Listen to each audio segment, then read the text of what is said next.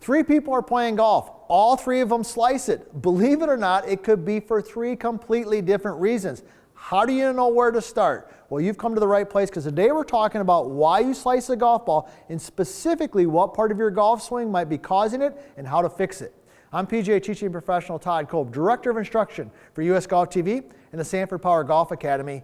And man, if you're slicing it, it could be for a variety of reasons, and you've got to have a variety of drills to do to help you fix and understand which one of those is going to help you eliminate that slice. And we're going to do that here today. We're going to talk about 3 specific parts of the golf swing that could be causing you to slice it and how to fix it. Now, I'm telling you this, if you love golf, US Golf TV is the place for you. Be sure to subscribe, because we got great content coming out all the time, and be sure to ring that bell so when that great content comes out, you get a notification and you're ready to start playing better golf immediately. Now, let's dive right into this. You're slicing the golf ball. I want to talk about 3 different areas. Maybe it's in your setup, maybe it's in your takeaway, or maybe it's in your transition.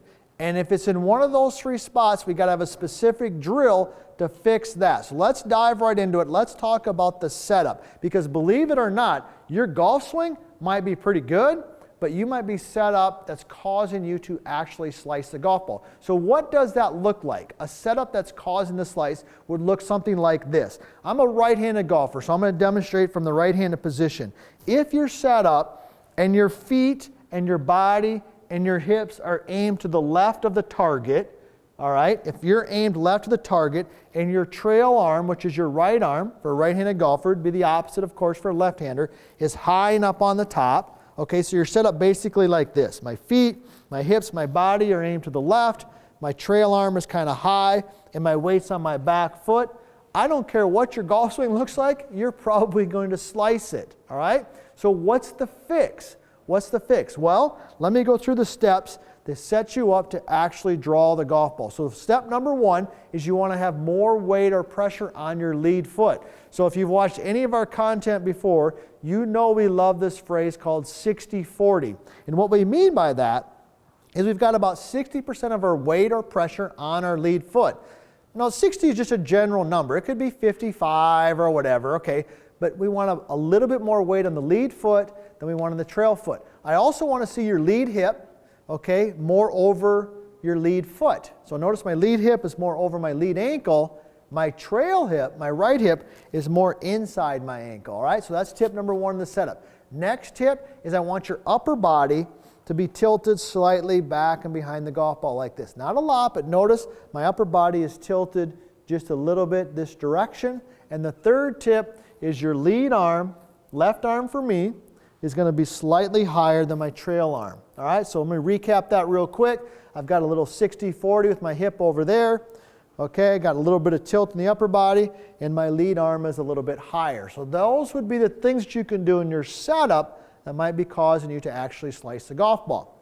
All right, now how about this? How about the takeaway? What are some drills that I could do if I'm maybe slicing it because of my takeaway? Well, if you're slicing it and it's being caused by your takeaway probably looks something like this. Your lead arm is probably running away from your body.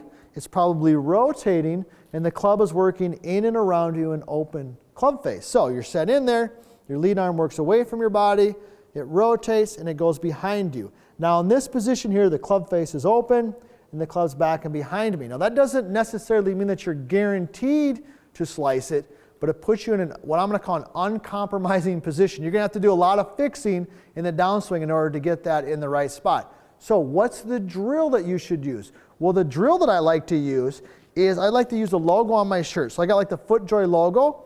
The FootJoy goes towards the ground. So I'm set in here. The logo rotates, and I feel like the logo is actually rotating more towards the ground. Now when I do that, my lead arm is working into my chest, and the logo is rotating down a little bit. So notice the difference in this position. Notice where the club is at. Notice the club face position because my logo is down. Now from this position, okay, it's not guaranteed you're going to draw the ball, but you're in a much stronger position in order to hit a good quality golf shot. So that would be the second tip. If you feel like maybe you're slicing it because of your takeaway, that would be a nice, easy way for you to fix that. Now, Let's talk about the third one, the transition. This is the most dicey one. This is the one that's probably the most elusive because it happens literally in the snap of a finger. You got a good setup, you got a good takeaway, and then boom, in the downswing, the transition, the club moves in a bad way and you start slicing it. So what does that look like? Well, typically from the top, the transition where the club and the arms go first, okay, they go first and they go out and across. That causes you to swing across the body and will, of course, cause you to actually slice the golf ball. So what's the fix for that? Well, the simple fix for that is what I like to call the step swing drill. Step swing drill. So takes a little bit getting the hang of it, but it really works wonders. So I'm going to demonstrate it without a ball and then I'll do it with the ball. So what you're going to do is take your regular setup, okay, and what you're going to do is you're going to actually put your feet together. Okay, and as you make a backswing, as your club and your arms start to travel back, you're actually going to step forward. So feet are together. I like to do this drill with like a 6-iron or a 7-iron. So as my club and the arms swing back, I'm stepping. So you're actually stepping and swinging at the same time, but notice how they're moving in different directions. Your feet are going one way while the arms and club are going the other way. So you're set up here, and I swing it back and step forward, and then I go ahead and hit a ball. So let me demonstrate it with the ball. And what will happen here is that'll change your transition. Okay, that'll change your transition. So I'm set up here, I'm going to step and swing back. And that will change the transition from the top and help you get the club swinging more from the inside versus out and across. So 3 people are playing golf, 3 people slice the golf ball. It could be for completely different reasons. Maybe it's the setup, maybe it's the takeaway, maybe it's the transition. This information can now help you maybe decipher a little bit of what's causing the slice for you, but better yet, how you can fix it.